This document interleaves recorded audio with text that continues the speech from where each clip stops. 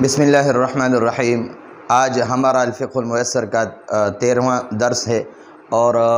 احکام السؤر کے بارے میں بیان ہو رہا ہے کہ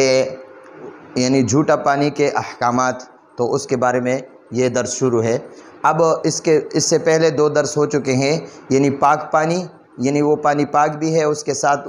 وضو غسل وغیرہ کرنا پاک بھی ہے۔ 1 نمبر پانی وہ تھا۔ دوسرا نمبر وہ پانی تھا جو مکروہ ہے، جس کے ساتھ وضو کرنا مکروہ ہے۔ پانی خود تو پاک ہے لیکن اس کے ساتھ وضو کرنا یا غسل کرنا مکروہ ہے، لیکن وہ بھی مکروہ تنزیہ ہے۔ اب تیسرا یہ پانی ہے، لیکن تو اس پانی کے ساتھ وضو کرنا یا غسل کرنا اس میں شک ہے، تو یہ وہ شکی جھوٹا پانی ہے۔ سؤر جھوٹا پانی بغل خچر کو کہتے ہیں، خچر، اور حمار گدے کو کہتے ہیں۔ سؤر جھوٹا پانی خچر کا یا گدے کا، گدہ، حمار گدے کو کہتے ہیں، گدہ۔ طاہر پاک ہے، بدون کا معنی ہے بغیر شک کے پاک ہے، وہ کا معنی ہے، اور لیکن کا معنی ہے لیکن، حل کا معنی ہے کیا، لیکن کیا، یصح بھی، اس کے ساتھ صحیح ہے، توضؤ یعنی وضو کرنا، یصح صحیح ہوتا ہے، با کا معنی ہے کے ساتھ، اور ہا کا معنی ہے اس، یعنی اس جھوٹے پانی کے ساتھ۔ التوضؤ وضو، با کا معنی ہے کے ساتھ، اور ہا کا معنی ہے اس۔ ام کا معنی ہے یا، لا کا معنی ہے نہیں، یصح کا معنی ہے صحیح ہوتا ہے، با کا معنی ہے کے ساتھ، اور ہا کا معنی ہے اس، یعنی اس پانی کے ساتھ۔ التوضؤ وضو، فا کا معنی ہے پس، قد کا معنی ہے تحقیق یا یقیناً یا بے شک، یقیناً۔ وقع کا معنی ہے واقع ہوتا ہے، واقع ہوا یعنی پیدا ہوا۔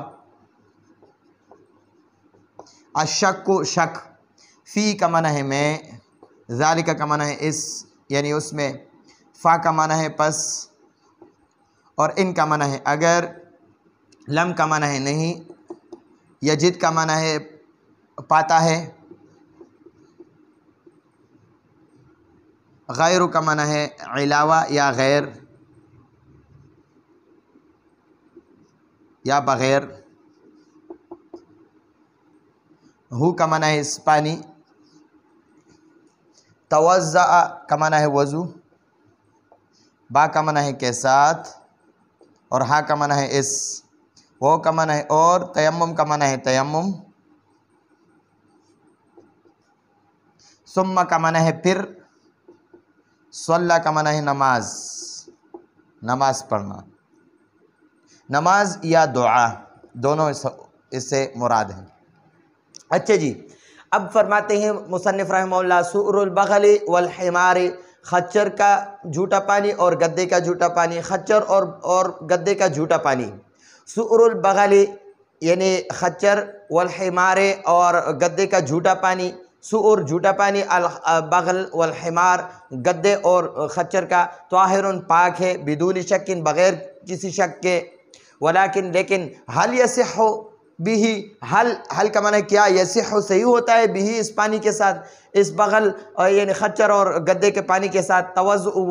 وضو بھی اس کے ساتھ، ام یا لا یصح صحیح نہیں ہوتا ہے بھی اس جھوٹے پانی کے ساتھ، التوضؤ وضو، فقد تو فرماتے ہیں پس یقیناً، وقع الشک کو اس بات میں شک پیدا ہو گیا، شک واقع ہو گیا، فی ذالک اس میں، یعنی اس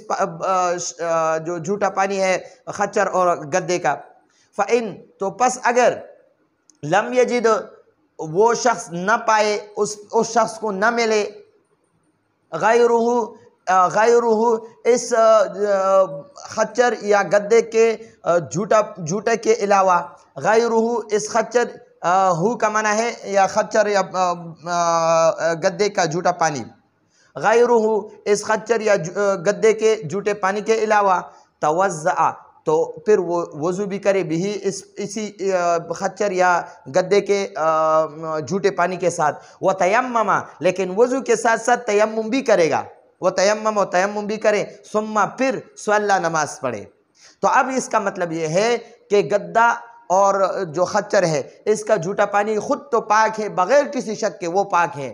لیکن کیا اس کے ساتھ وضو کرنا صحیح ہے یا صحیح نہیں ہے؟ تو فرماتے ہیں کہ اس میں شک ہے کہ اس کے ساتھ وضو صحیح ہوتا ہے یا نہیں ہوتا، تو یہ شک کی بات ہے۔ یعنی فی ذالک اس میں، یعنی اس جھوٹے پانی میں، خچر اور گدے کے جھوٹے پانی میں، تو فرماتے ہیں پس اگر جو متوضی ہے، وضو کرنے والا ہے، اگر اس کو اس گدے اور خچر کے جھوٹا پانی کے علاوہ اور کوئی پانی نہ ملے، اگر اس کو کوئی اور پانی نہ ملے تو توضأ بھی، تو اسی پانی کے ساتھ وضو بھی کرے، وتیمم، لیکن تیمم بھی کرے گا اور تیمم بھی کرے، ثم صلی، پھر نماز پڑھے۔ اب فرماتے ہیں مصنف رحمہ اللہ کا مطلب یہ ہے کہ خچر اور گدے کا پانی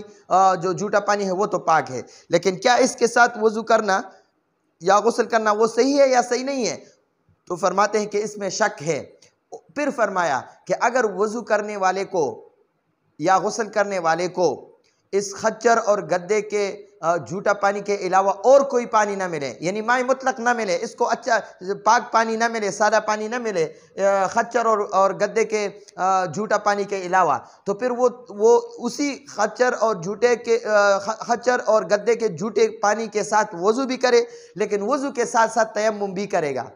تو یعنی صرف وضو کرے تو پھر ٹھیک نہیں ہے، یا صرف تیمم کرے تو وہ بھی ٹھیک نہیں ہے، تو وضو اور تیمم دونوں کرے گا، پھر نماز پڑھے گا۔ اس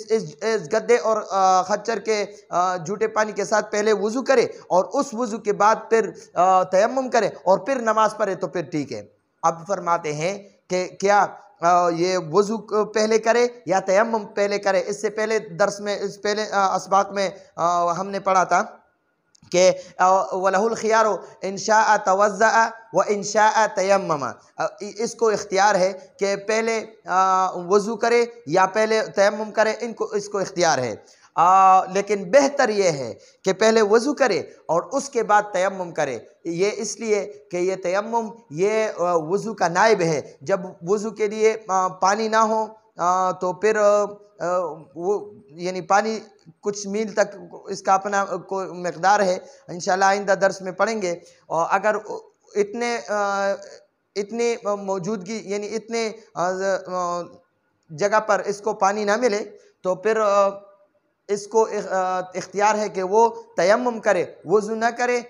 وضو کا پانی نہیں ہے تو پھر وہ تیمم کرے۔ تو یہ تیمم جو ہے یہ وضو کا نائب ہے، وضو نہ ہو تو پھر یہ تیمم سے کام چلتا ہے، تو اس لیے فرماتے ہیں کہ پہلے وضو کرے، پھر اس کے بعد تیمم کرے، پھر نماز پڑھے، پھر ٹھیک ہے۔ تو یہ آج کا ہمارا 13واں درس، آئندہ درس کی اجازت چاہتے ہیں۔ ھذا ھو المرام واللہ اعلم بحقیقت الکلام۔